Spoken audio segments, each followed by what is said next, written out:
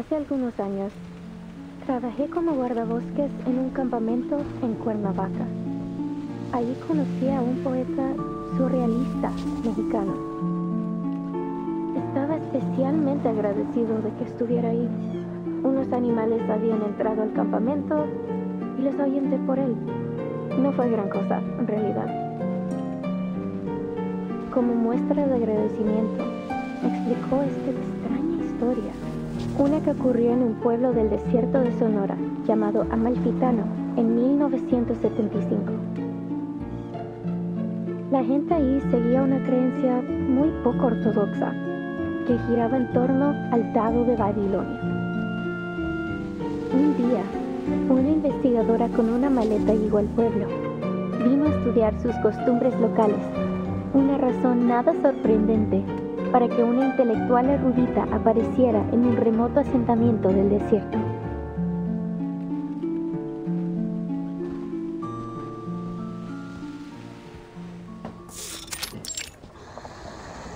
But little did she know, this dusty old town and its peculiar custom would lead her down an entirely unexpected path. Hold on. Sorry to interrupt, Recoleta. Does this researcher have a name? She could be Nora, Joanna, or Teresa. Any name, really. I feel like you want people focusing on this story, not keeping track of who's who.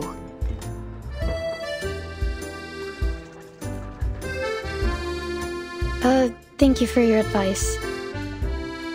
But she isn't a Nora, or a Joanna, or a Teresa.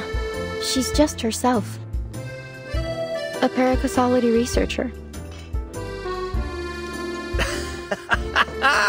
You see that look? She's halfway to eating you alive. Face it, Maria. Be the loca we know if she listened to anyone. Ah, all right. So you didn't like the opening. Fine. I'll come up with something new. Maybe I'll start with a bit of exposition on the Die of Babylon, beginning with its origins as a secret relic created by an Aztec priest, imprisoned by the conquistadores.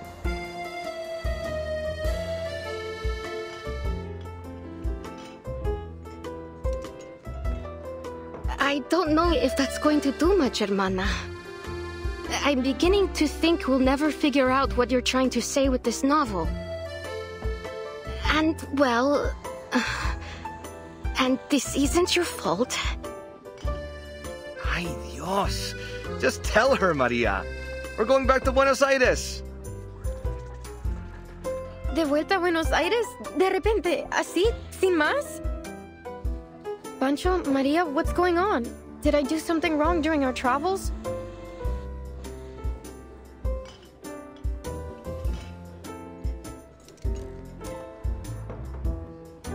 Ah, see. I know what it is.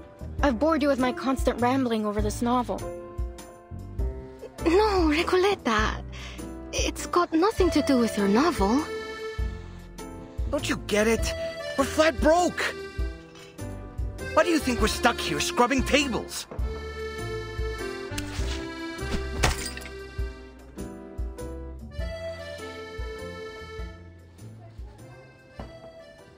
Because we can't pay for all the mate we've been drinking. That wasn't a question, Recoleta. We've crossed the continent, crashed the readings of all those prestigious poets, and leave the way a real artist should. And, I admit it, it's been just as amazing as you promised. But we can't go on living like this. You know that we both care about you, and we believe in your novel too. I'd be lying if I said this journey meant nothing to me. Getting to ride around the continent on a motorcycle like Che Guevara himself? I never could have imagined I'd get the chance to go on an adventure like this. We got to live the dream. A real dream. Except for those days when the motorcycle broke down.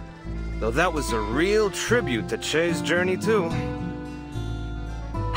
Don't tease, Pancho. Recoleta, since you invited us to join the Visceral Realists, we've both found amazing new ways to channel our inner poetry.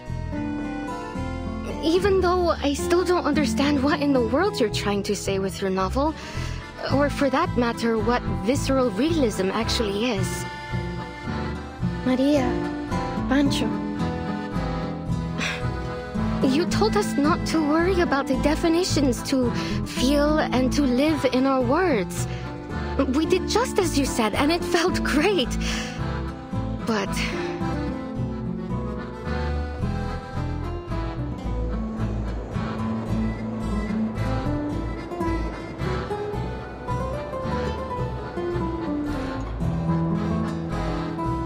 ahora el frío del invierno se instala. Y lo único que parece importante es ese pequeño pueblo ficticio.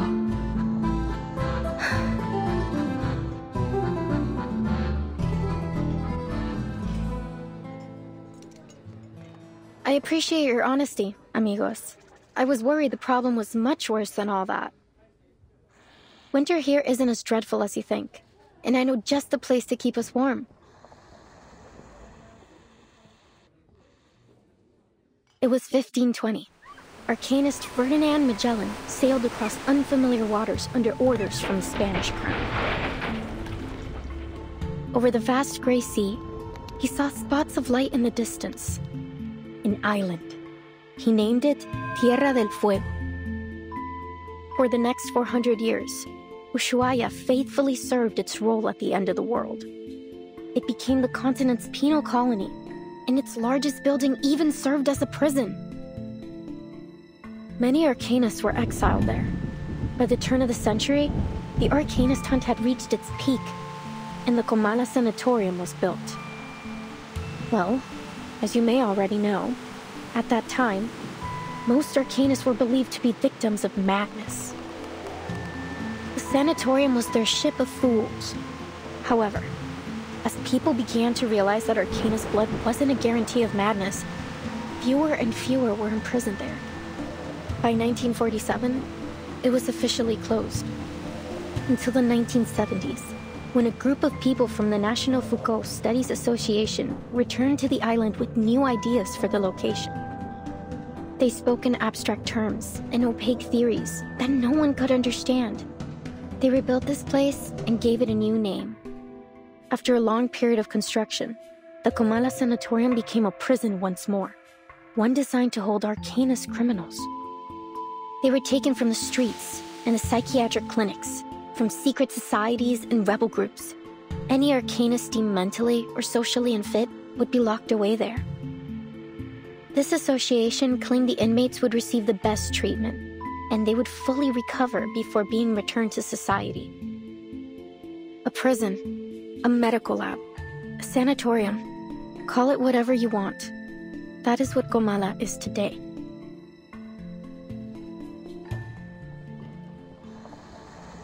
And we could spend the whole winter there. It'd probably be the easiest winter we've ever had. All that it requires is a little bit of acting. It won't be hard to pass ourselves off as a bunch of unstable crackpots. A touch of madness comes parceled with the gifts of being an Arcanist. That's your brilliant idea? To get us locked up in an asylum? You understand we'd be prisoners there, don't you? It's not like we'd get to put our feet up and relax by a fire.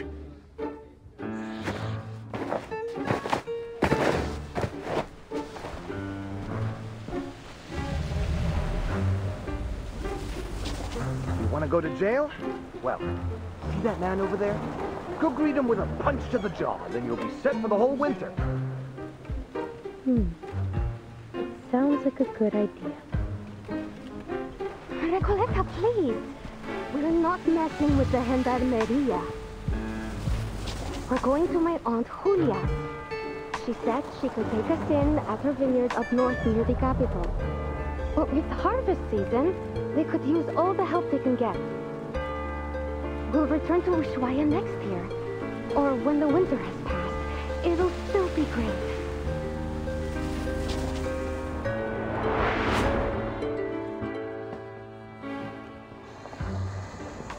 I hear you, amigos. But respectfully, I must turn down your offer. This has been more than just a road trip for me. I know sticking around here for the winter won't be easy, but this could be my last chance. What if things change again? I can't just wait for spring. Recoleta. What did I tell you, Maria? She never listens. Wasting your breath. Adios, Recoleta. I don't think we'll meet again.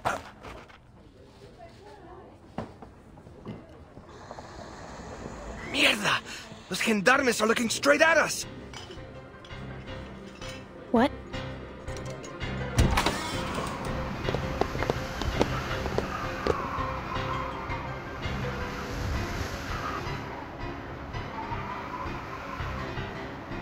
Stop right there!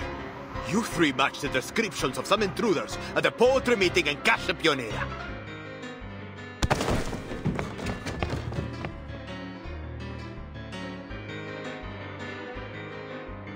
Just when I thought things couldn't get any worse.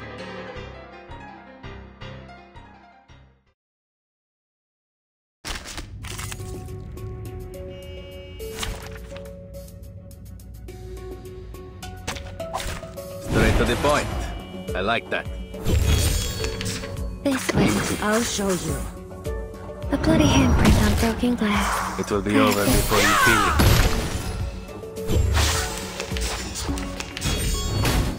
Cazzo! Macho. Wait for the into the darkness. At your service. You see it coming. Non voltarti indietro. Perfect service. Just like always.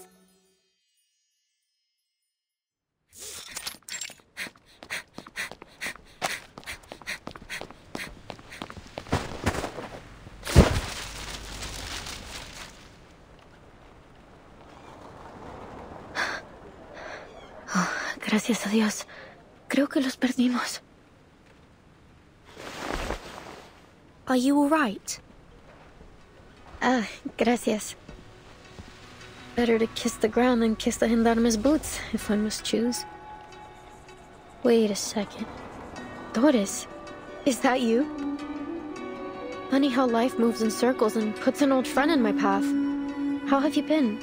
Are you paying another visit to Comala? Doris.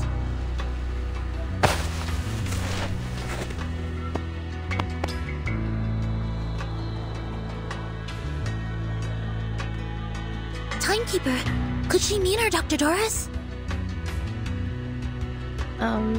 Was I mistaken?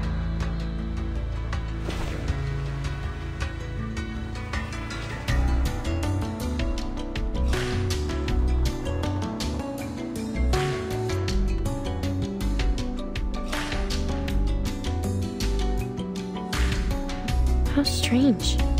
I've never seen two people so alike. But please, forgive me. It's been a long day. No need to apologize. In fact, the person you just mentioned sounds like someone we're looking for. Could you tell me where you last saw her? Sure, Excuse me.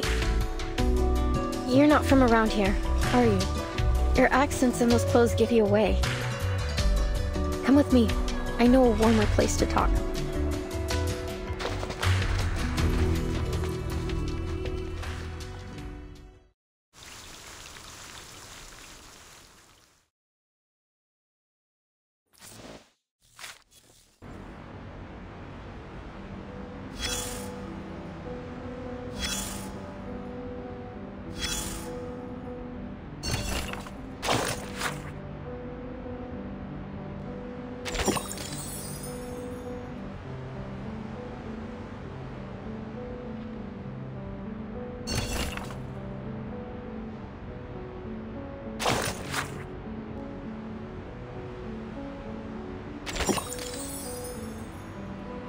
The moment armies start to march, the world stands still. You fight or fall back, charge forward or run. Those are the only rules on the battlefield.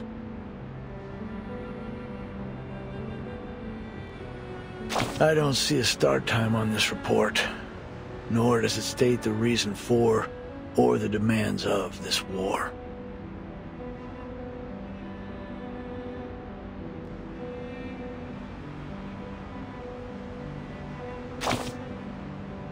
That's what you think. The scars left on the land may be the most obvious form of destruction, but the true devastation of war is one that develops gradually in the souls of people.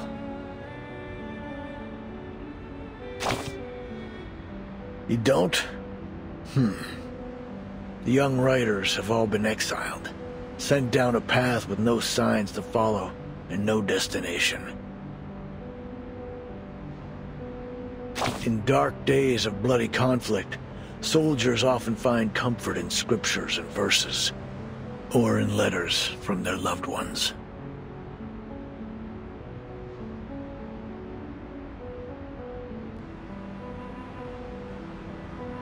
They hold those words close, a fragile piece of home, a brief solace from the roaring of the battlefield. But as they fall one by one, they learn the bitter truth. No destiny awaits them but death. That bitter homesickness still weighing heavy in their hearts.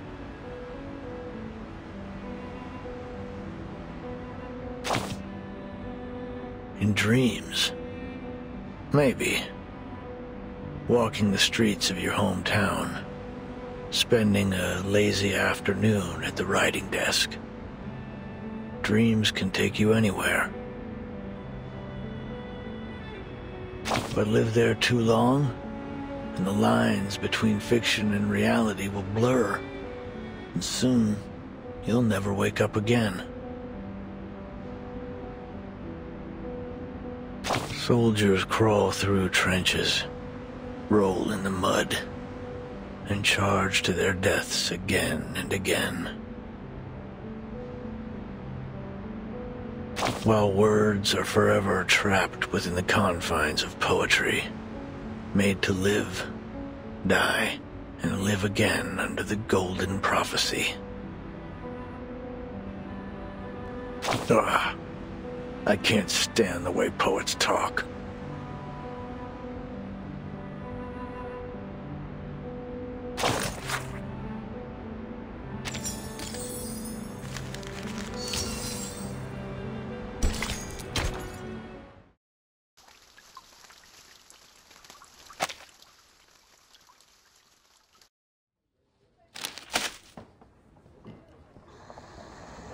According to these news reports from Ushuaia, there was an arcane attack on the pier about a week ago.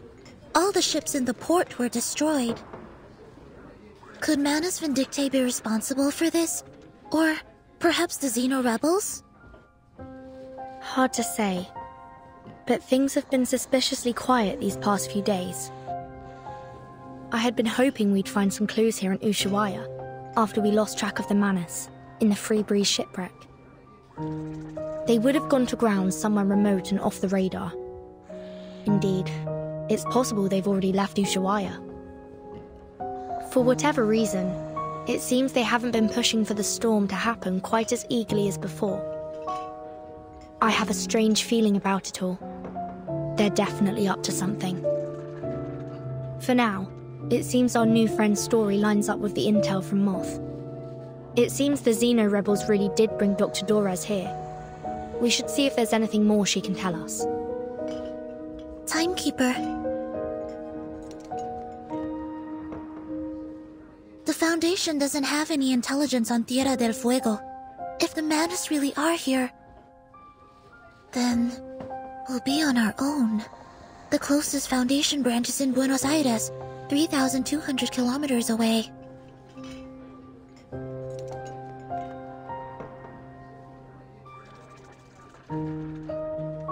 Careful and well considered as ever, Soneto.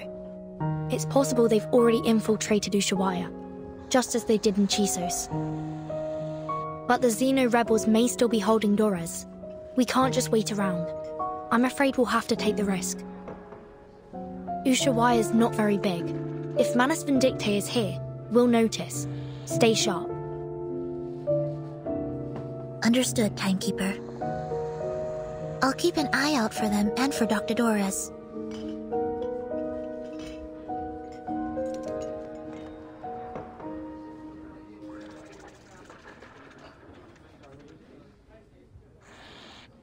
My friends. They're really gone. Adios, Recoleta. I don't think we'll meet again. So that's all I get? We could have exchanged some farewell poems, read them out loud like we used to, and shed a few bitter tears over our heartfelt goodbyes. But you know what they say. Goodbyes are only a senseless feast of unhappiness. Pardon? Oh, it's nothing. Never mind. Please, sit down. And could we get a pot of mate with mint, please? Thank you.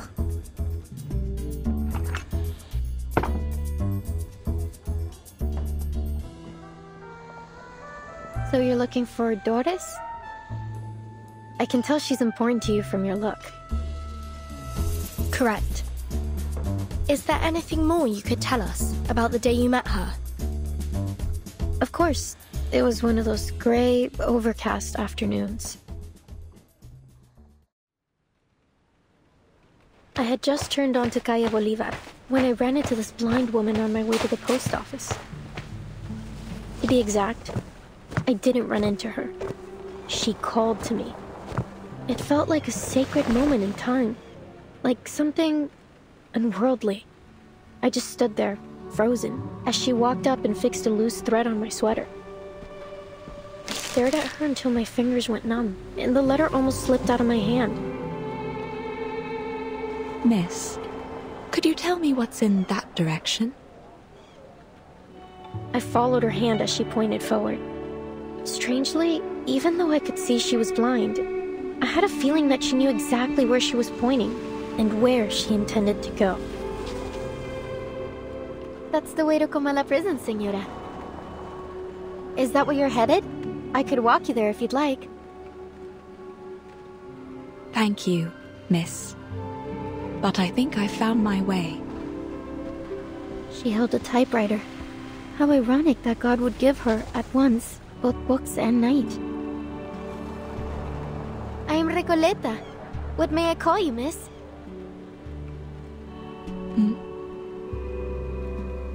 I hope you don't mind me asking, Señora. I didn't mean to pry. It's only that I have to know. You're a writer too, aren't you? I've been working on a novel and, for some reason, I have this feeling you could be a character in it. Forgive me. I'm just so excited. I really want to remember this moment. Please, may I have your name? Or whatever you'd like me to call you?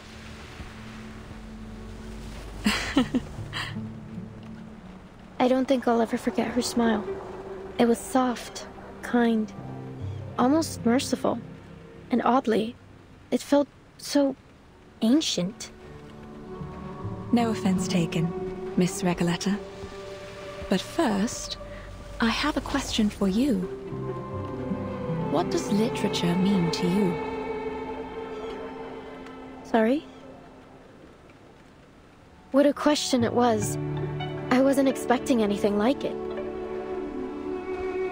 You're a writer, are you not? And one, I sense, with purpose. Tell me, where does such powerful motivation come from? Actually, well, I'm not sure, Señora. I have my pursuits and questions, but literature is neither the goal nor the answer to them. Literature is, well, it's just literature. I suppose if I had to define it, I'd say it's a tool. A kindling for fire, or a lens to see through. A means to explore and raise questions from different angles and express our perspectives. And what an interesting perspective you've expressed. I see. But how does literature make you feel? As though I'm a kid looking through a kaleidoscope for the first time. Well, maybe that's not the best way to put it. Perhaps something a little more subtle. Just when I was looking for the right word, She turned away with a little wave, heading toward the prison, her feet crunching over the fine snow. So she must have gone to the prison. When did all of this happen? About 3 days ago. I remember the sun came out for a while that day, and the streets were glistening with melting snow. You've heard of Comala Prison, haven't you?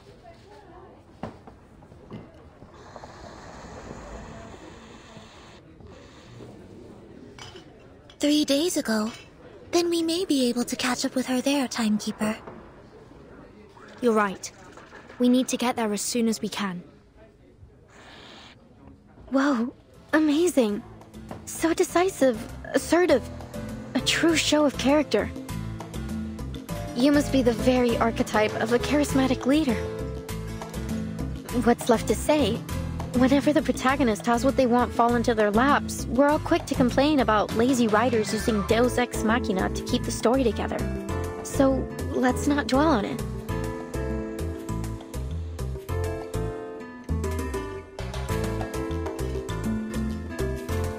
But anything can happen in a place like Ushuaia.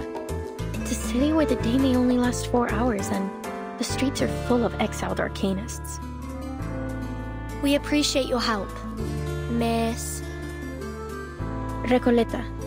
Please, think nothing of it. Miss Recoleta. I'm Vertin, and this is Sonetto. We're investigators from the St. Pavlov Foundation. Pleasure to meet you. Likewise, likewise. Glad that I could help. But listen, ladies.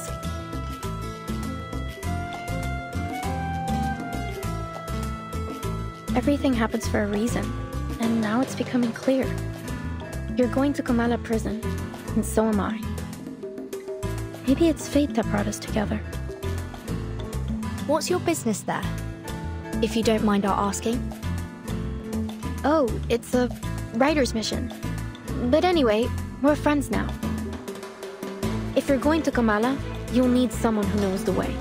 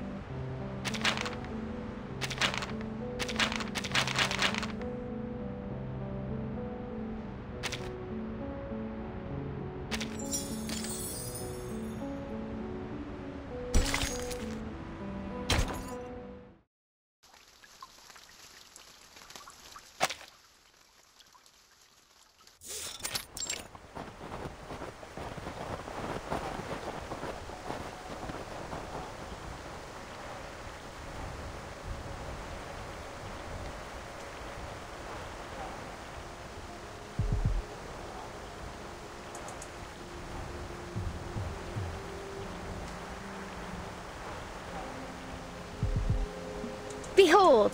Comala Prison. It's the biggest building around. When the sun comes out, it looks like a rusty button stitched into the earth.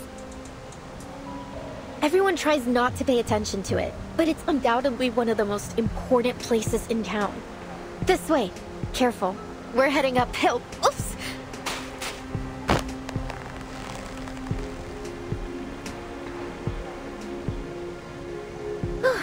Thanks. So, my new friends, you're from that St. Palominos? St. Pavlov Foundation. And Vertin is the timekeeper there. Ah, very impressive. Sounds all official and polished. Then, I take it you've already got away into the prison?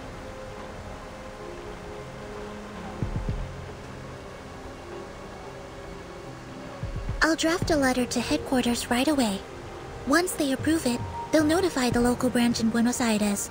From there, they'll need to inform the Argentine government, who will then issue us a permit.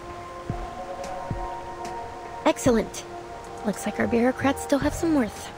No offense intended, of course. Since we're pressed for time, I believe we can ask that headquarters give high priority to our request.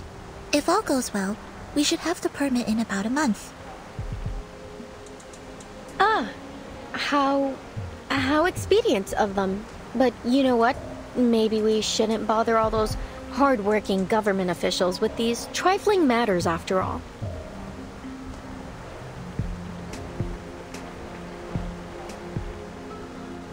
I have a simpler solution that suits the urgency of our cause. That sounds great. Oh, where are you going, Miss Recoleta?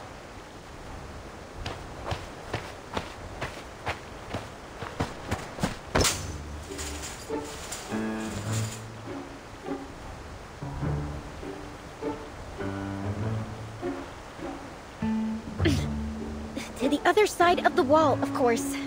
From Guadalajara to Ushuaia. There has yet to be a wall that could stop me. Come on, ladies of the Foundation. Soneto, take my hand.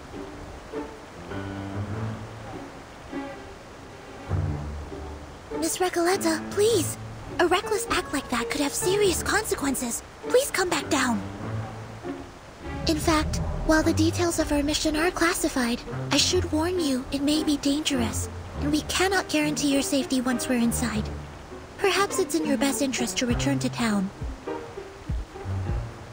What? That is definitely not in my best interest. What sort of pusillanimous coward would I be if I just abandoned my fated companions here? Of course I'm going in with you. Or rather, you're coming with me. Please get down, Miss Recoleta. Someone's coming our way.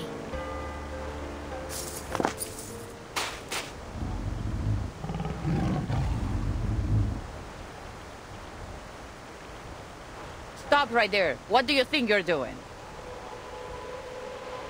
Caramba! It's her again. The jailer of Comala. Did she say jailer or jaguar?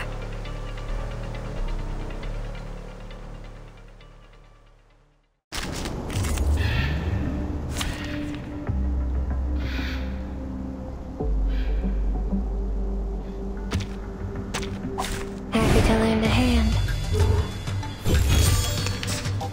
Wait, but... I'll show you.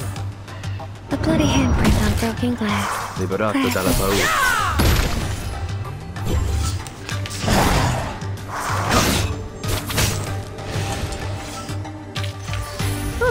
That went smooth. Exactly.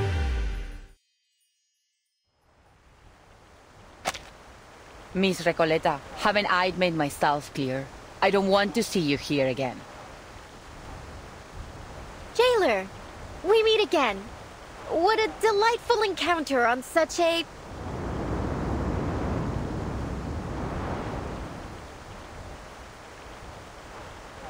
lovely day.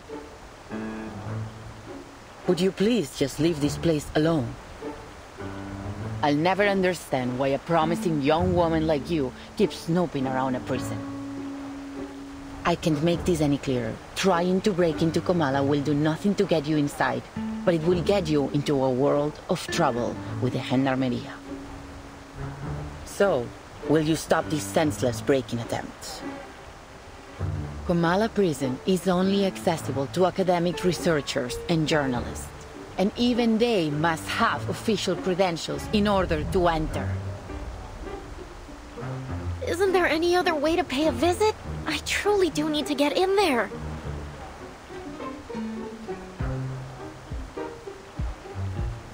Sorry to interrupt, but did you just say official credentials?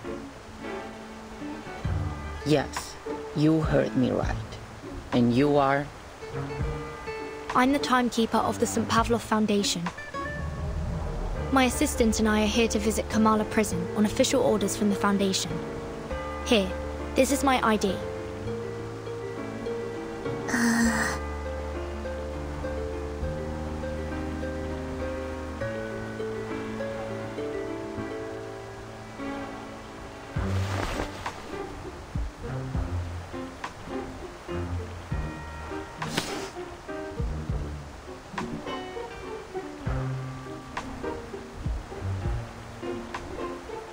This is indeed legitimate.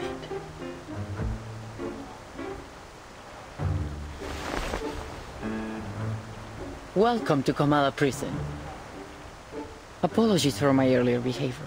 It's been a while since we've had any official visitors.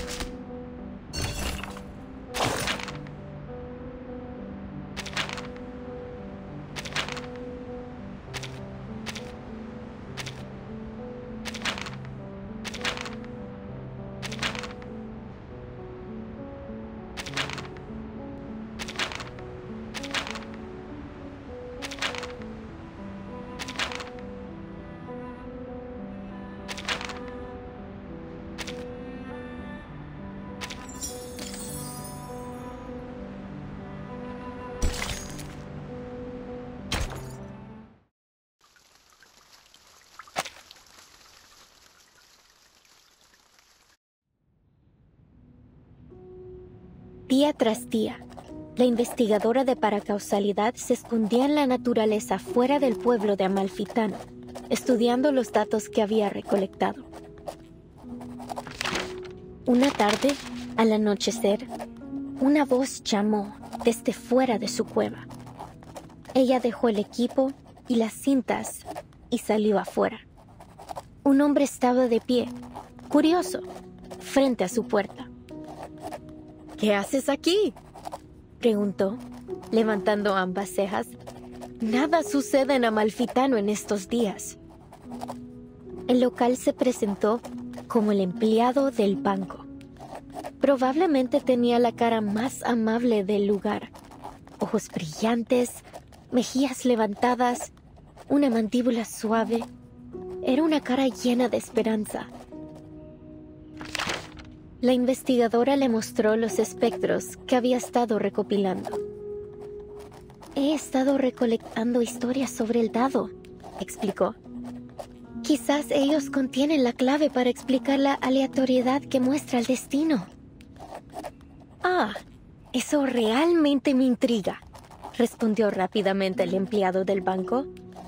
Me encantaría escuchar todo sobre eso, pero debo irme. No debo llegar tarde al funeral del pescador de dunas. Y con eso se fue. 3 días después, los mismos pasos regresaron a su cueva. ¿Volviste? ¿Cómo has estado? ¿Lograste llegar al funeral?, preguntó. No tengo idea de lo que estás hablando, respondió de manera cortante. No soy el hombre que crees que soy.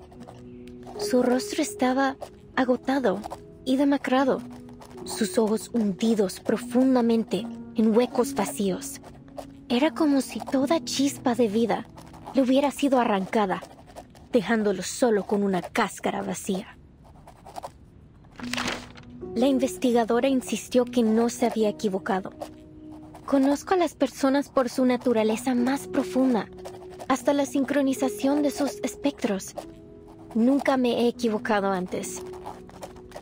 Lo que tú digas, el hombre murmuró de manera áspera. No entiendo nada de tus ideas tan elevadas. Solo déjame ir. Ha sido un largo día de pesca y lo único que quiero ahora es desplomarme en mi cama tambaleante. Se alejó con pasos que sonaban exactamente como los del empleado del banco.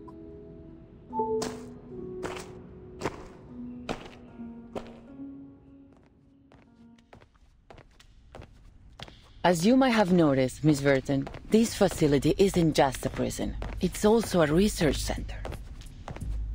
Its full name is the Panopticon of Comala. It was established by the Foucault Association in 1975. We've hosted workshops, academic sessions, and even lectures about the Panopticon. You may even have seen some reports about it. Experts of psychoanalysis and scholars from various fields have come here to exchange ideas and seek collaboration in their studies. In many ways, the Panopticon isn't like any other prison you've seen before. I see. No wonder Miss Recoleta has gone to such lengths to become a part of it. Actually, my assistant and I are here to inquire about a prisoner named Doris. Does that name sound familiar?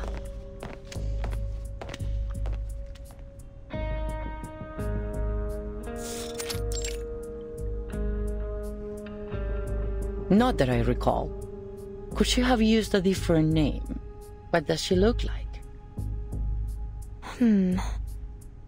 She'd have arrived here about 3 days ago. It's also possible that she came as a visitor, not a prisoner. She's a blind woman who always carries an old typewriter. She used to be a doctor at the Sao Paulo Veterans Residence in Brazil. And on the subject of different names, she once wrote for Atu, under the name Erd. I don't think I've seen anyone fit in that description. And as I said, we haven't had any visitors in some time. Certainly not in the last 3 days. But I did see her. I saw her walking towards Comala prison. Someone must have mixed up their memories. Simply put, I don't recall seeing anyone by that name or with that description here. I see. Thank you, miss. Perhaps we made a mistake.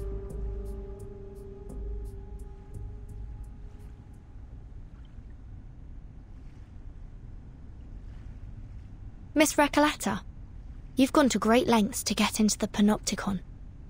Would you mind telling us why? Finally! I've been waiting for you to ask. I'm here to find my pen pal in Comala. You have a pen pal? In here? Yes. 6 months ago, I went to a book exhibition in Guadalajara and came across the contact details of a few writers. I sent them my novel and asked for feedback. Looking back, it was a bit forward, but nothing unheard of between writers. A lot of friendships start through letters, you see. And Aleph wrote back.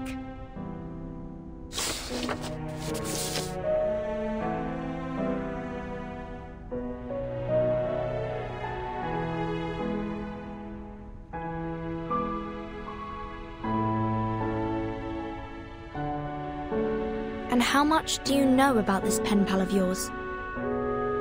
Oh, well, he calls himself Aleph, which is a grammatically masculine word, so... So you assume Aleph is a man?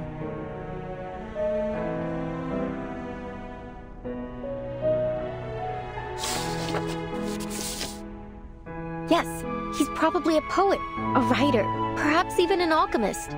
He's one of the brightest people I know. There's never been a question that he couldn't answer. I've asked him about religion, politics, history, potions, even critters in length and breadth. Can you imagine someone who knows all those things and so extensively too? And he helped me with my novel. He always seems to know the best ways to bring my characters to life. Honestly, he's so insightful. I've begun wondering if he's omniscient. With his help, my story grew richer and fuller, like a well-tended plant. Strangely, can't seem to take it any further now. It's as if the roots have been sapped of their strength. I couldn't understand why, so I resolved that I would see him in person to find out. Again with this story about your uncanny pen pal, I've already told you 12 times. It's all very moving, but it still doesn't justify your actions. Writers experience mental blocks all the time, yet you don't see them trying to break into a prison over it. She does have a point. Please, Burden, jailer, have a little mercy, will you? Hold on. I've been meaning to ask. Why are you only calling her jailer? Don't you know her name? Or do you just prefer addressing people by their occupation? Oh, about that.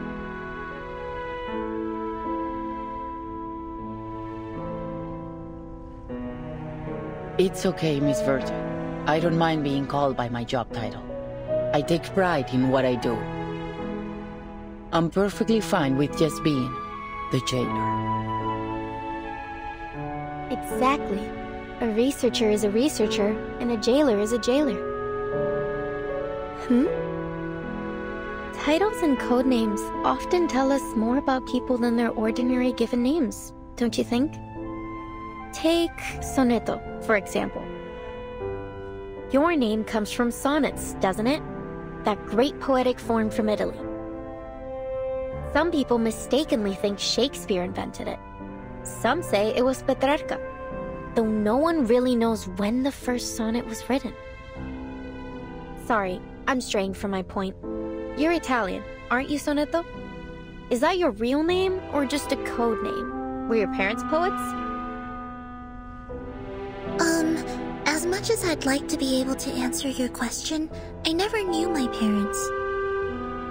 My earliest memories were of the School of Primary Defense of Mankind. I've lived there since I was a small child. My apologies. That was thoughtless of me. It's fine. You meant no ill intent, I'm sure. Timekeeper, if Miss Recoleta was right about Dr. Doris's whereabouts, perhaps the jailer is keeping things from us. Or perhaps Dr. Doris visited the Panopticon without her knowledge. Either way, we need to do some digging here. I agree. Let's see if we can talk to some of the inmates and find out what they know.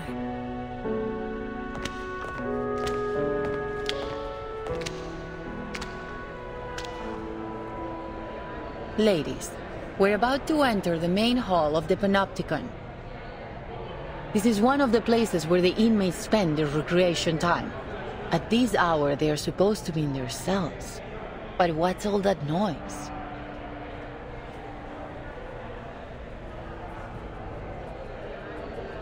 Miss Verton, could you keep an eye on Recoleta if anything happens?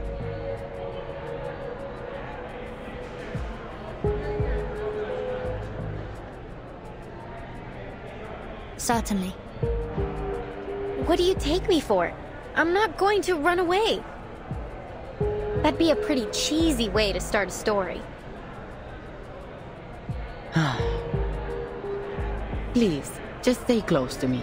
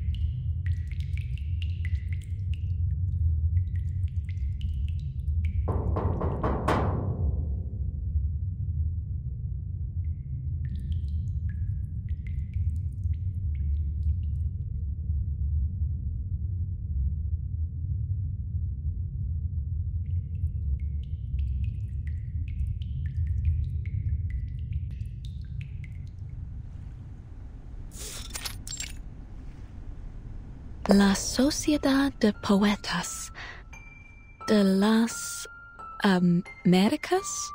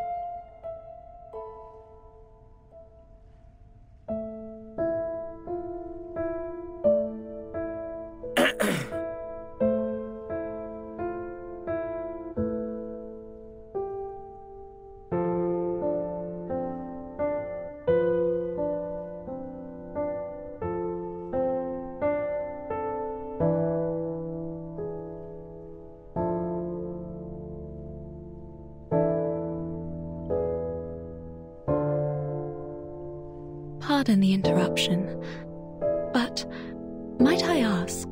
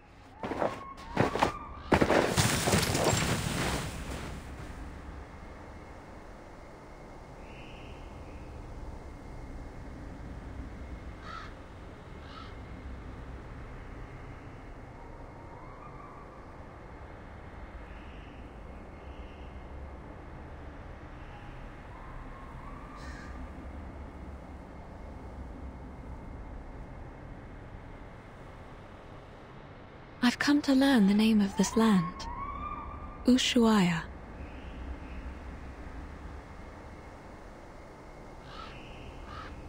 As we walked, I could feel her gaze upon me. Steady, yet never intrusive.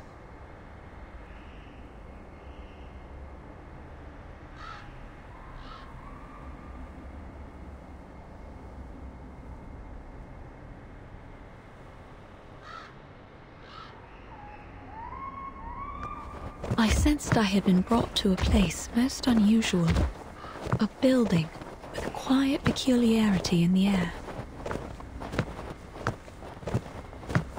I suppose I must claim a little freedom for myself in this place.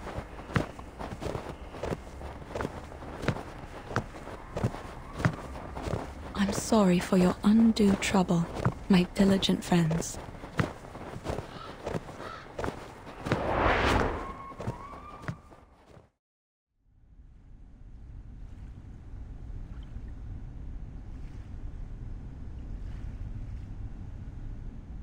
I'm here for a short visit, hoping to find some inspiration for my next story.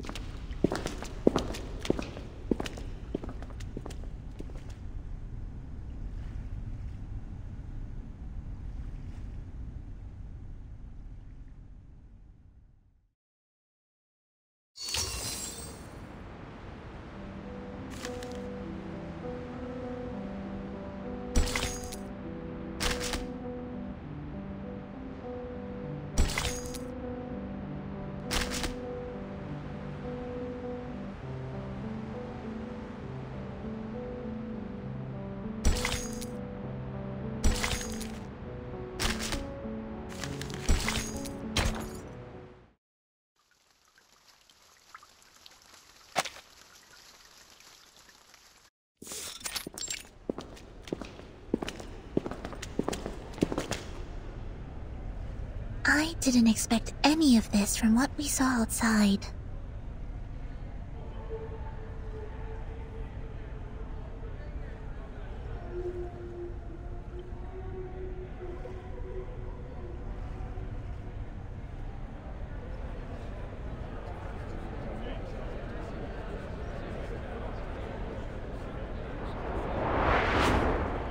Oh, excuse me for a moment.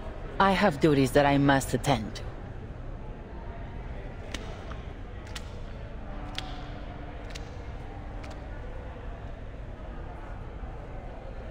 They don't seem intimidated by her at all.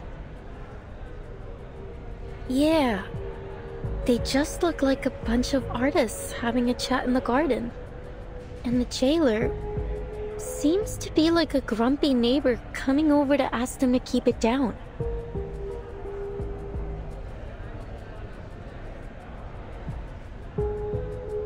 Everyone, you know the rules. There are to be no after-hours gatherings here without the physician's approval. You sound softer and softer each time you come to warn us. Why not just join us? Isn't it better than circling around the Panopticon all day? And look around you. We're in the Hall of New Encounters. What better place to host a salon? You're missing out in Comala if you don't even get a taste of our literature. Exactly. Even those oil-dripping musicians drop by from time to time. Not that they're the kind to care about the beauty of words. Oil-dripping musicians? Timekeeper, could they mean...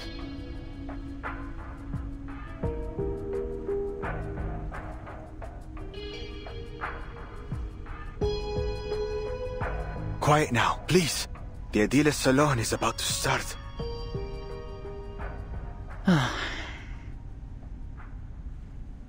These people seem friendly enough. Why don't we see what this is about?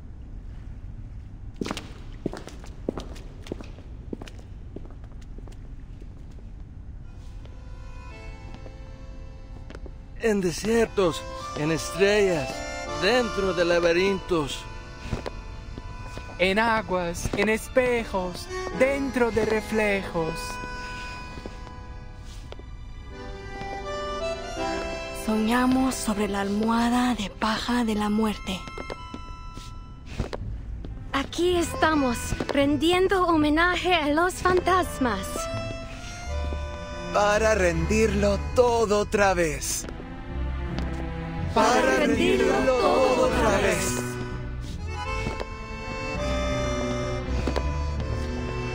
My dear friends, we face a difficult truth. The movement of visceral realism still stumbles in the dark. Our poems, our language, our minds are tangled by a stifling vine. A mundane, stale vision shared among all bourgeoisie.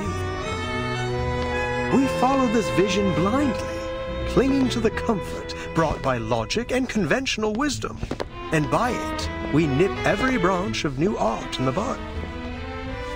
Poems are perhaps too fragile an outgrowth to develop one's life upon, but here we may light them like candles at our funerals. Let poetry become the bridge between us and the world.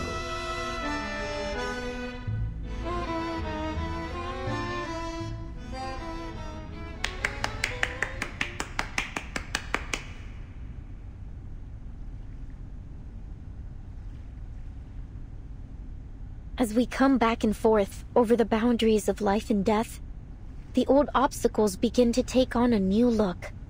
With the eyes of poets, we may see behind them. You're a visceral realist. I can't be mistaken. You must be...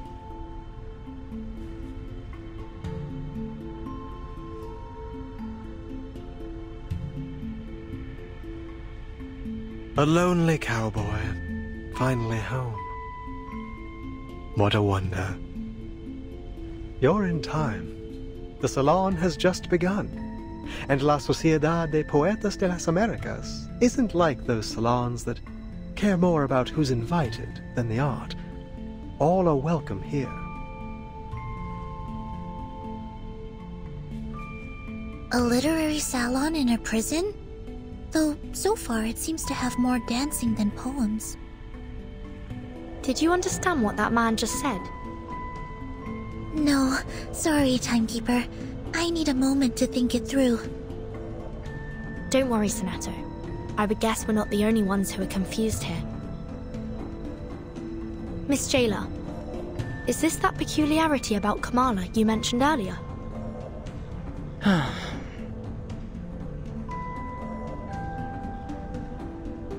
Enough, idealist. You're still an inmate here, and you are walking a very fine line right now. Oh, I'm quite aware of where I am and what lines I tread. This is a prison, the safest place for poets in this part of the continent. One cannot be arrested twice, after all.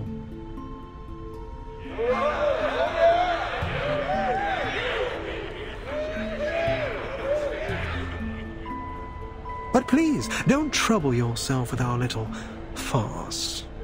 What harm could a few poets possibly do?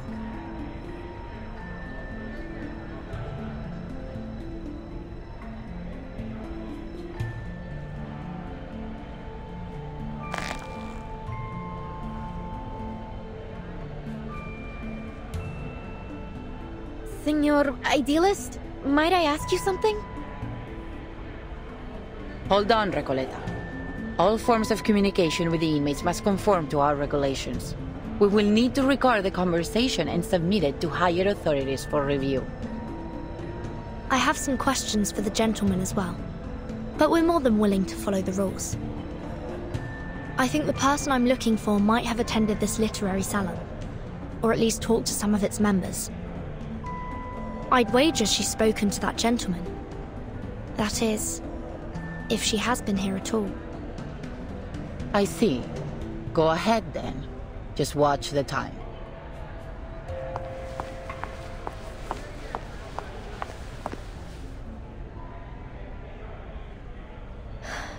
Are you Aleph?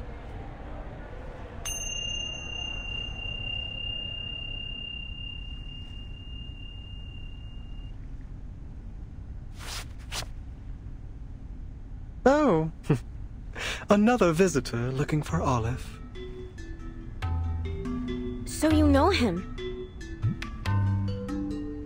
Naturally, but I'm not obliged to speak of him to one who does not, stranger.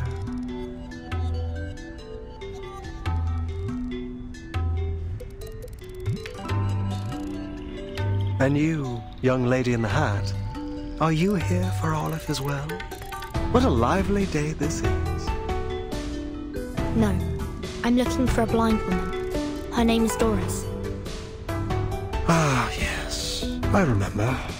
Her writing was impeccable, like an exquisite crocodile skin handbag in a shop window. Elegant, yet condescending. Do you know where she is now? I'm not able to keep track of every inmate here, miss.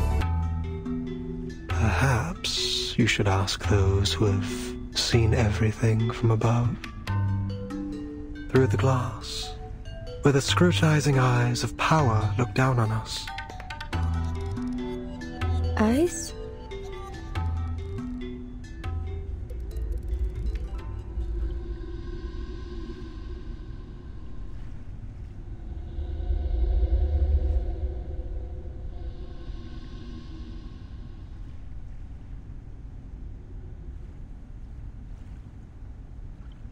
Have you taken your medicine today, Idealist? I'm feeling marvelous. Today I require no help from them. I've warned you. It's unwise to act against the physician's orders. Act against him? No one may act against him here. The physician must have misunderstood us. I suspect he doesn't understand half of what we say. I'd like to know how he got his medical degree. Not by cracking open skulls, I should hope.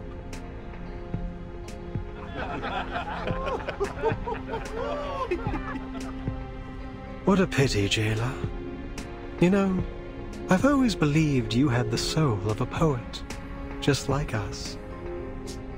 We've already spoken enough rebellious thoughts outside of Komala. How else do you think we ended up in your nut house? We've been here far too long. Long after the junta was removed from office. After our home became a deserted wasteland in the aftermath of the Latin American boom. What are you getting at? That power is boring, meaningless. Nothing holds on to power forever. And the one true connection we have to life is poetry. See, jailer, Even an outsider understands our ideas better than you. It's time to open your eyes to reality. La Sociedad is the only way for us to feel truly alive in here, beneath the gaze of those prying, ever-vigilant eyes. Idealist, last warning. Stop this now. Fine, fine. All right, compañeros. Sadly, the salon must come to an end, as our jailer insists.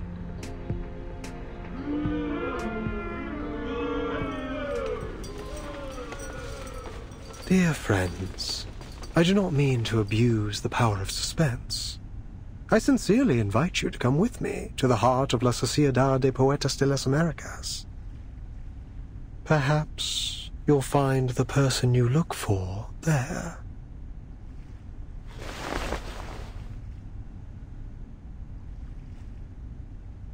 We'd love to.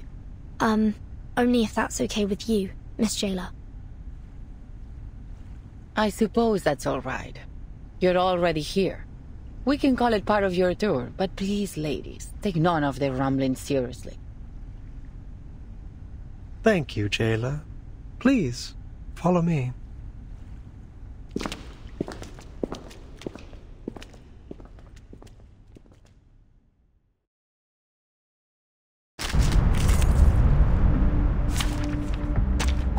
Straight to the point. I like that. Wait, this isn't the way to the gallery. It isn't the usual way. It's a shortcut.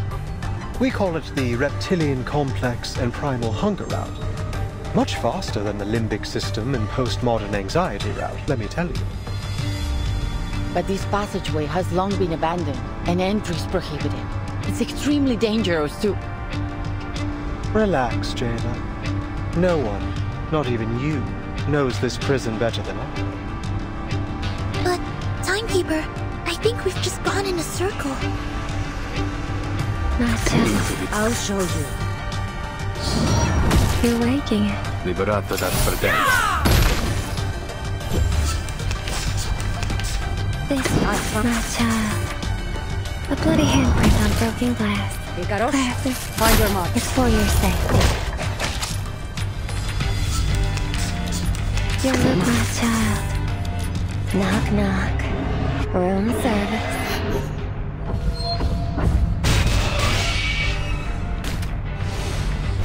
They beg their gods. Their lives are at my mercy.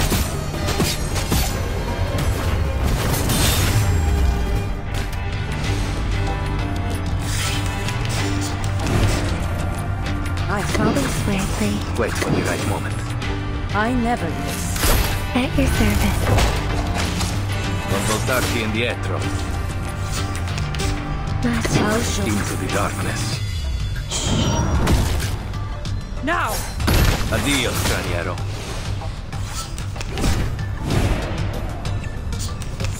I found my target. They may beg their gods. Their lives are at my mercy.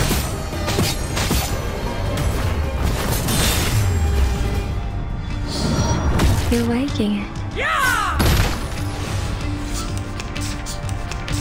I'll show my child.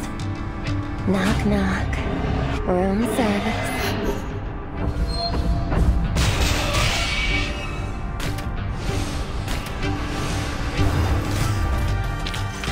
I bring you victory, as promised.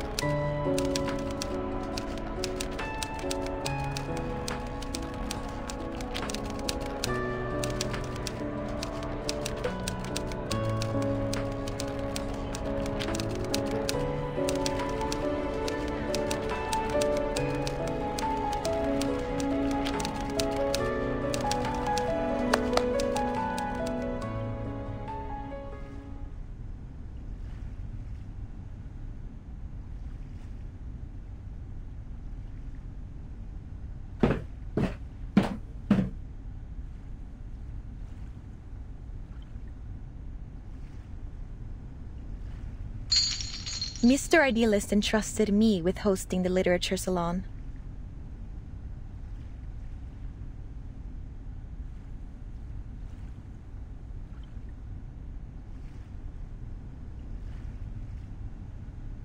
Fiction's duality in reflecting reality and the self.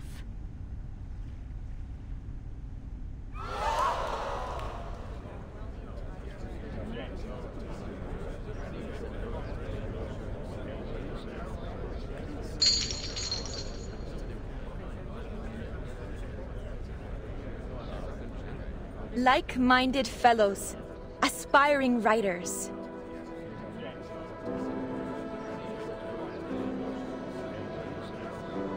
Literature's been shoved aside in the world of art.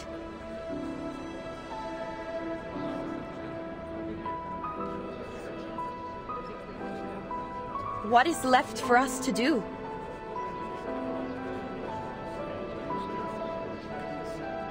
Let stories be our weapon. They should be the sword that cuts through the bloody truth, the beacon that lights our way forward.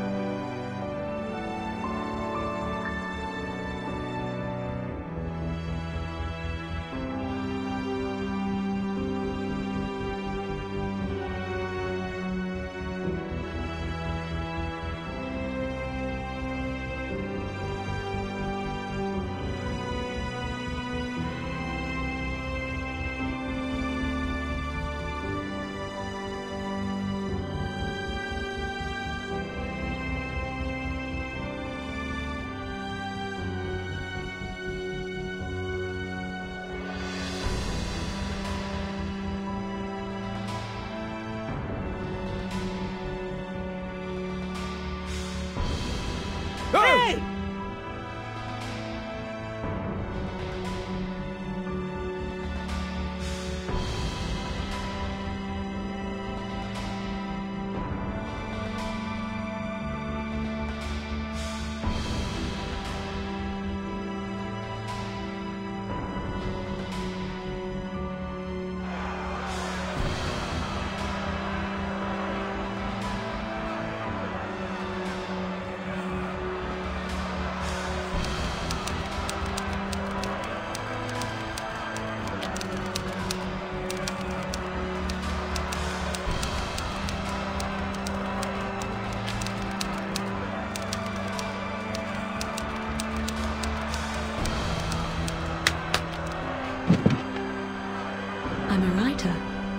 And I mostly write under the name Erd. Erd? Have you written for Atu? Are you the Erd in Atu?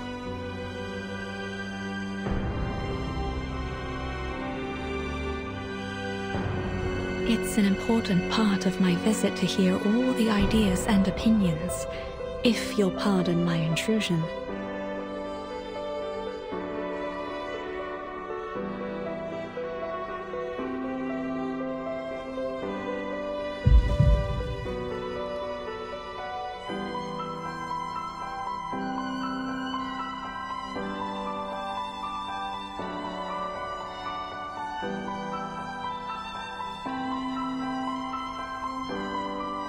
In these restless times, literature has been overlooked, forgotten, pushed to the edges of the world. Much like Ushuaia.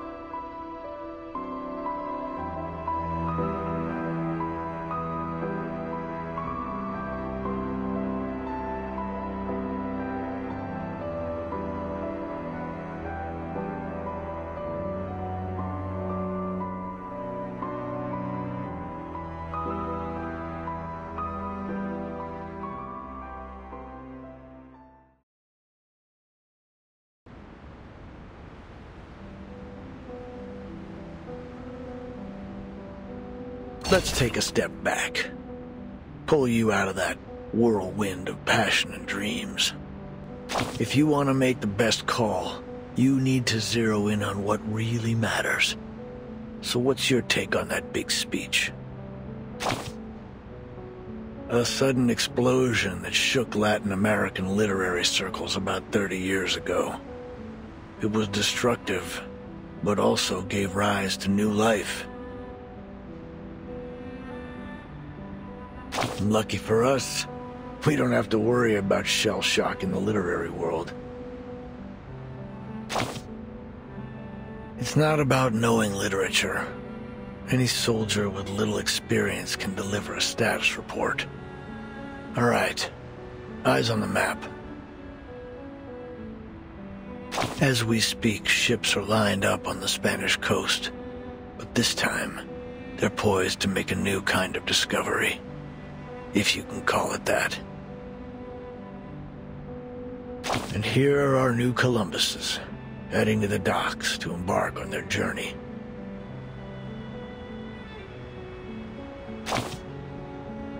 Carmen and Carlos, the driving force behind this literary feast between Spain and Latin America.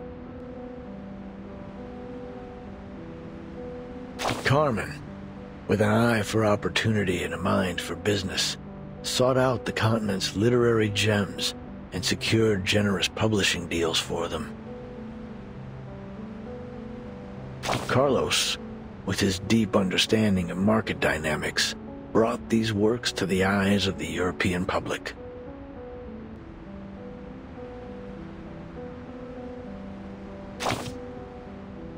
Then, a golden era began.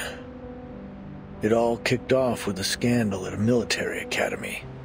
And soon, the entire world was captivated by the story of a baby with a pig's tail from a faraway land. But we mustn't forget the writers themselves.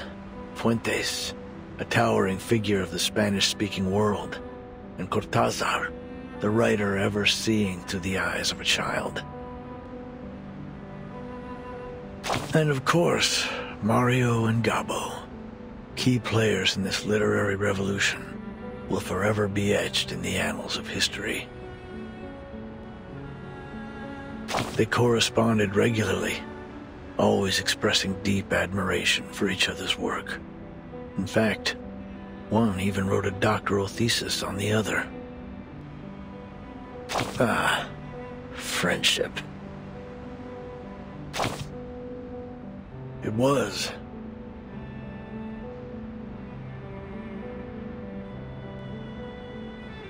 But no matter how explosive the boom was, it couldn't escape its fleeting nature. With the second imprisonment and self-criticism of a Cuban poet, in came an inexplicable right hook, and bang, silence. The military junta had gripped the poets' throats. The verse of the pioneers was cut off, their voices no longer heard.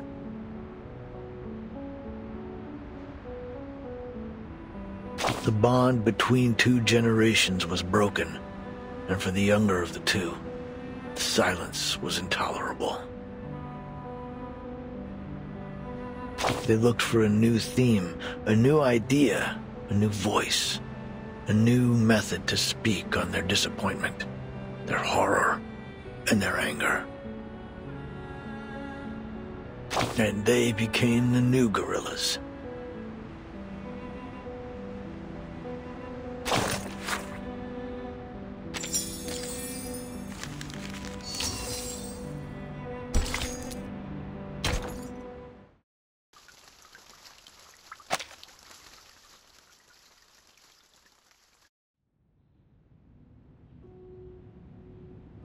La investigadora se despierta en su cueva en la duna, que le parecía tan vacía como una tumba. Era poco antes del amanecer. Montones de cintas habían ocupado su espacio vital, apilándose una y otra vez. Cada uno de estos carretes giratorios Hablaba de historias sobre esa cabaña con techo azul.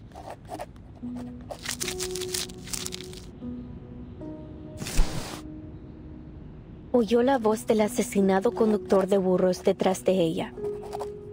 Oigo a todos ellos, las risas y las voces de generaciones pasadas, como hojas secas atrapadas en las grietas de viejas paredes, crujiendo solo cuando el viento sopla otra vez. No pondría un pie en esa casa si fuera tú. El mendigo al lado de la puerta también habló. Duermo en el porche cada noche. Cada mañana una luz tenue brilla a través de la ventana, pero nadie sale nunca por esa puerta y nadie ha entrado nunca. Luego la voz del empleado del banco. Es la historia del alter ego. Esa casa debe haber estado llena de deudas que nadie reclamaría. La anciana enferma, luchando en su cama, susurró. La casa recuerda esos días, cuando la gente desaparecía en la oscuridad de la noche y los niños eran robados por las tormentas. La investigadora de paracausalidad había oído suficiente y volvió a dormirse. Solo quedaba el traqueteo del dado de Babilonia, resonando en su cueva vacía.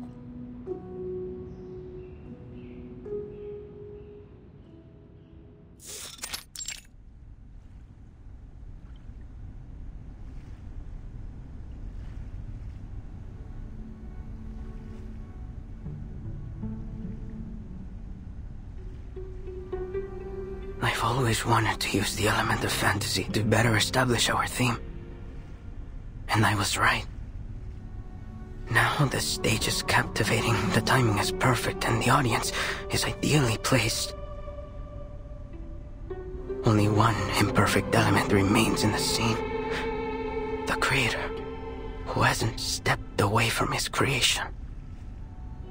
No. There's another thing.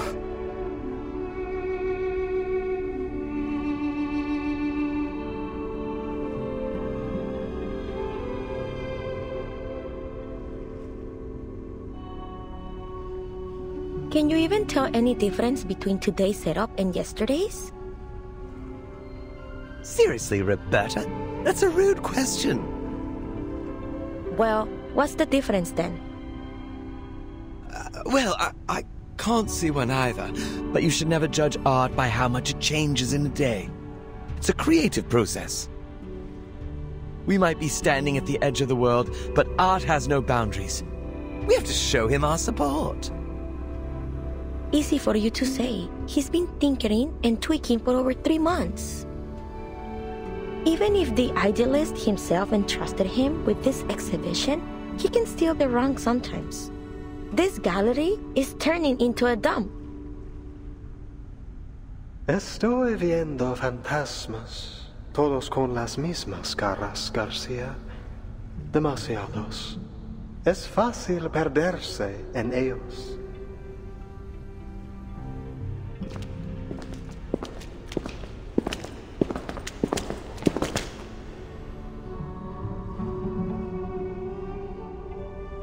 Idealist, you're back.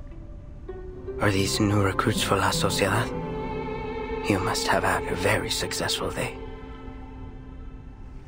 It is good to see you, Garcia. How has your vision progressed today? First a salon, and now an art gallery. Is this really a prison?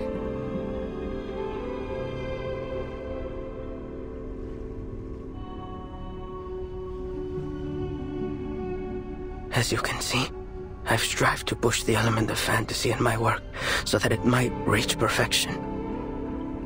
But why doesn't it look like what I imagine? It's like I'm trying to work on a shadow. Some shapeless thing that morphs and shifts by the hour. Idealist, am I losing it again? I took my medicine as instructed. It was never the pills that blinded you, my dear Garcia. You mustn't let tedious routine stifle what's truly alive. Remember, like those old poems, Your exhibition must have a timeless rhythm that's never lost to the changing of minds.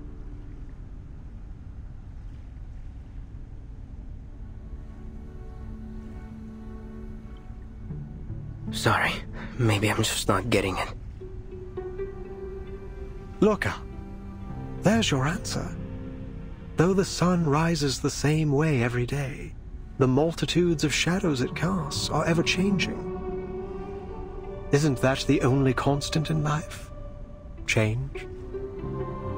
We foolishly pursue stability and constancy, but our very world denies it.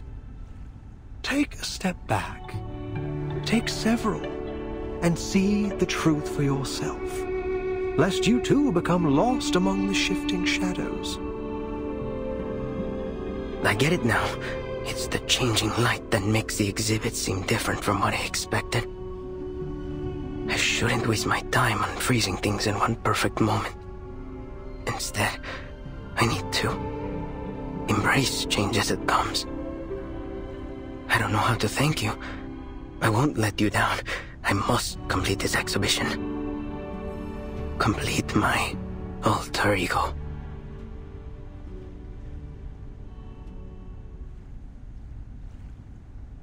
Did you say alter ego? And he called you Garcia. Is that your name? Garcia, where did you learn about this alter ego? Do you happen to write under the name...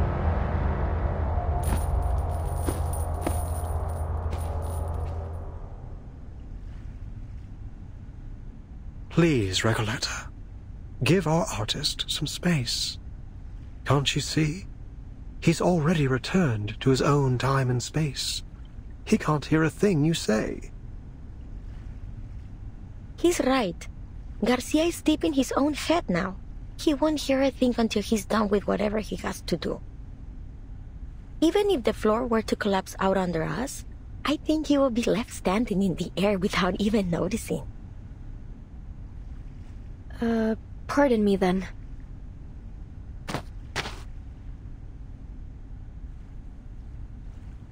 All right, my dear guests.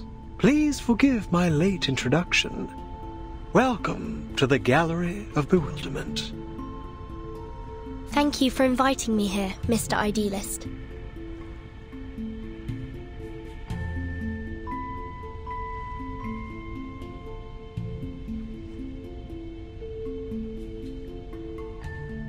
I imagine you're curious about what we do here, in the heart of La Sociedad de Poetas de las Americas.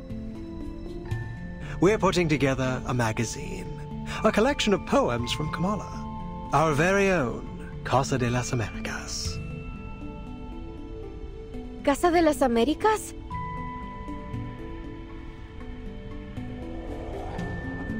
Exactly. Named after its great predecessor. You're a fine mind indeed. At this very moment, all our compañeros are working on it. Garcia's exhibition, Alter Ego, is centered around the birth of this magazine. And here, you can see the signatures from all the poets involved, along with a few words they've written for it. Reading it is like looking into the soul of our society. All these signatures.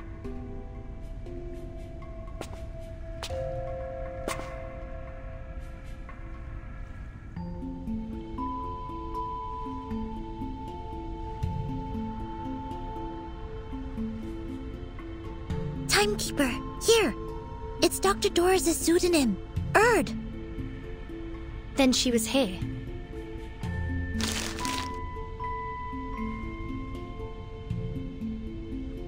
Precisely. She used to be one of us, and still is, if I may correct myself. You can ask around here. Maybe some of our members know where she went. Don't we all miss the familiar faces of old friends? I'm sure they'll do everything they can to help you find yours.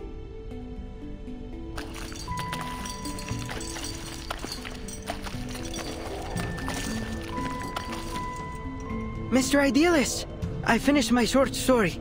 It's called Weightlessness. It drifts around the subject like a ship floating in space. The readers can start anywhere in the story, or read it in any order they like.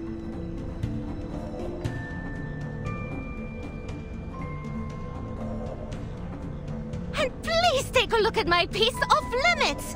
Every word that has been forbidden is either erased or replaced with symbols. It's a one-of-a-kind jarring experience! And I finished a new paragraph. Just wrote it today.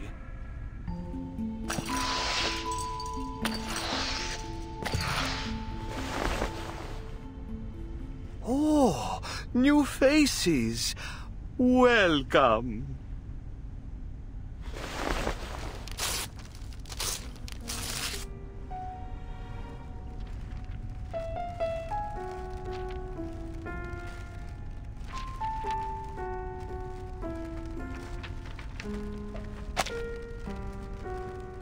Idealist, did he just...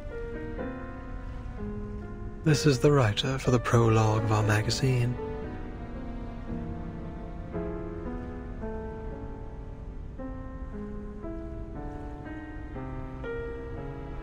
The prologue consists of a 2,000-line poem and an introduction that is written in 86 languages to avoid misinterpretation. It represents every second we spend here. Naturally, the arrival of new members disrupts its structure, and so we must begin again from scratch. So he just tore it all up like that because he thought we were joining? With all due respect, isn't this a little excessive? Heaven knows I'm not one to judge. I've torn up plenty of writing for my novel. Please, pay it no mind. It may not be an easy task, but he's doing his part. Destruction is hard, but more necessary than you think. Without it, we'd all be stuck in a still and stagnant pond, with all the smells that entail. This all sounds very complicated. When will your magazine be finished, then? Forgive me, but I'm not sure what a floating sheet, a jarring reading experience, and all this constant rewriting are meant to express.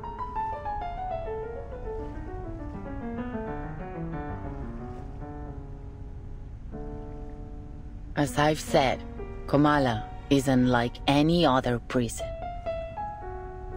Miss Jailer, do you mean... This place also serves as a research center, and the prisoners here, for all they claim, are not just poets.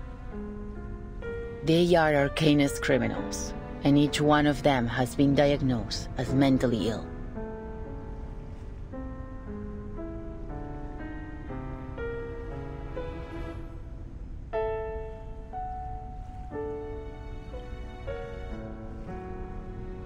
You're quite right, Jailer. But let's not forget that mental illness is merely a deviation from the norm. And who decides the norm? You, the physician, or the ones outside these walls? We've been exiled here by the standards of our time, deprived of our roles in the outside world. So please, as we agreed before, I ask you not to interfere with the affairs of La Sociedad. These people are visitors, not your new recruits. But should we not hear their thoughts first?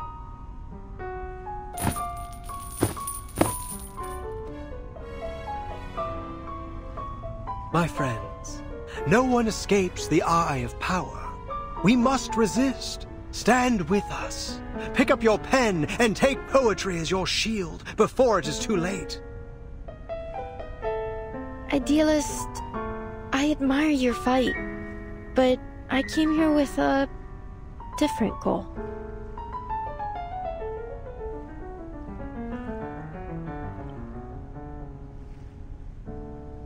We're the last true owners of an old legend, words now only remembered as myth. We must stay on the path of literature until I find that transcendental solution. To invent an idiom that is generic, all-encompassing, yet precise. My poem will be written in this language, leaving no room for doubt or misinterpretation. How blessed is a man with infallible memory. He holds the finer details of each object within him, more vivid than anyone else. In the end, he'll have all the answers, if time allows him.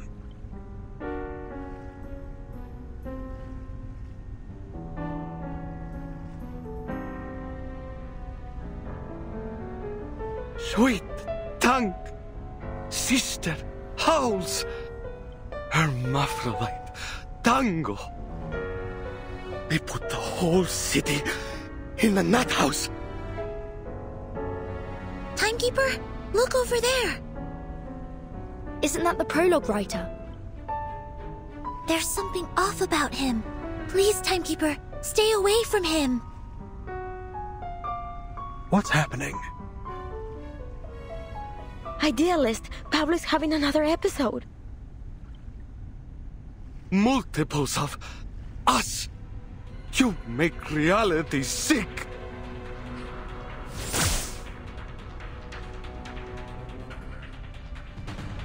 I could use your help, ladies.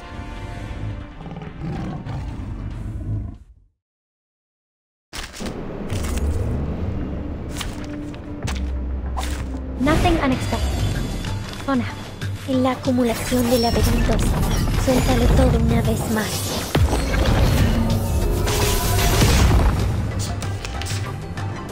En Sodmas hay ámbitos. Oh? Cosmología, filosofía clásica. Do I have to do this?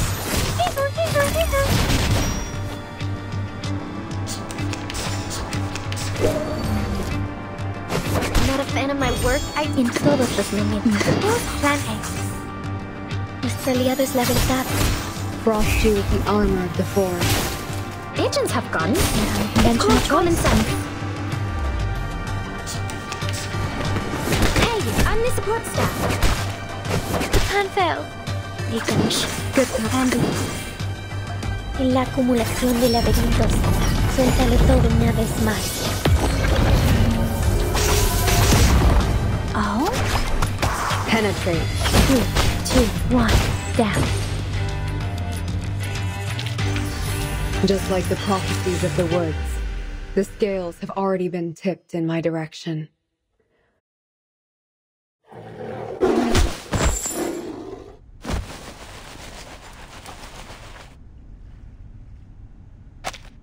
Poor soul. I'll bring him to bed.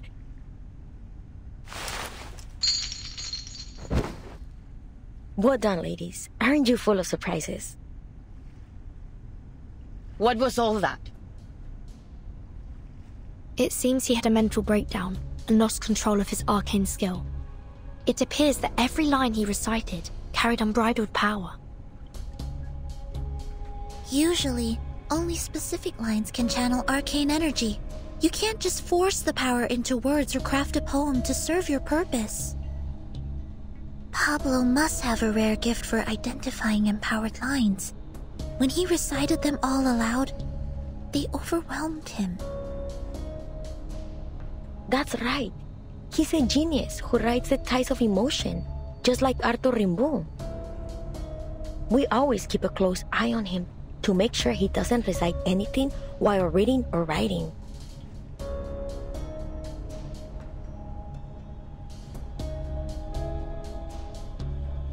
But sometimes things slip through. You must understand how difficult it is for a poet to never taste the words on his own lips. So then, this isn't the first time, and you're all fully aware of it. Do I understand you right? Did you just admit that you've been hiding an inmate with a dangerous condition from us? According to the safety regulations for the Panopticon of Kamala, he must be sent to the physician for immediate treatment.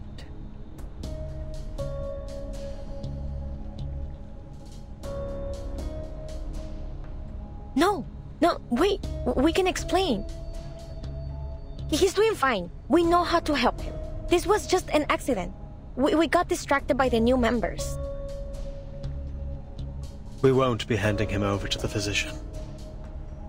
No true writer would allow their mind the most sacred palace of their thoughts, to be opened up to that cold-hearted, ignorant butcher. Even one who believes their inspiration flows from a source beyond the mere substance of a brain would refuse it.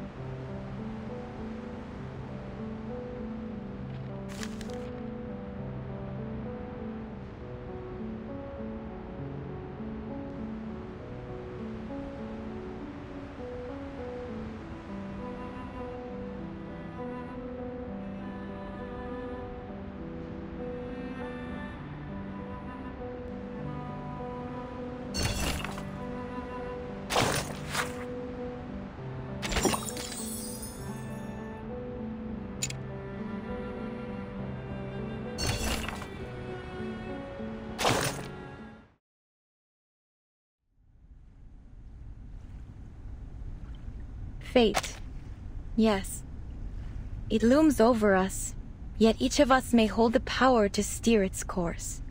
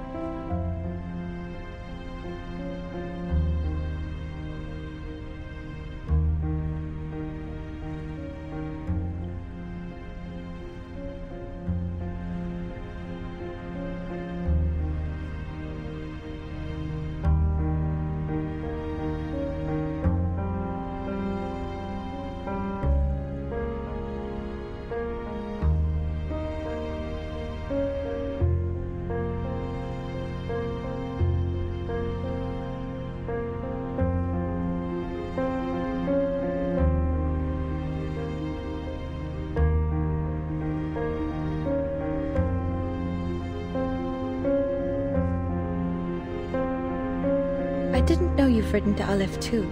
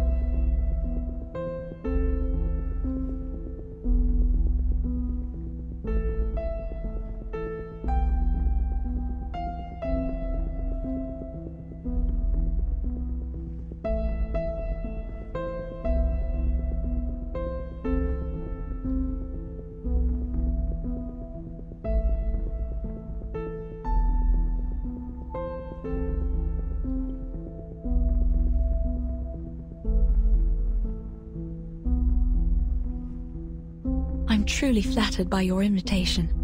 I'd be delighted to join the Poetry Society. But might I trouble you with one question, Mr. Idealist?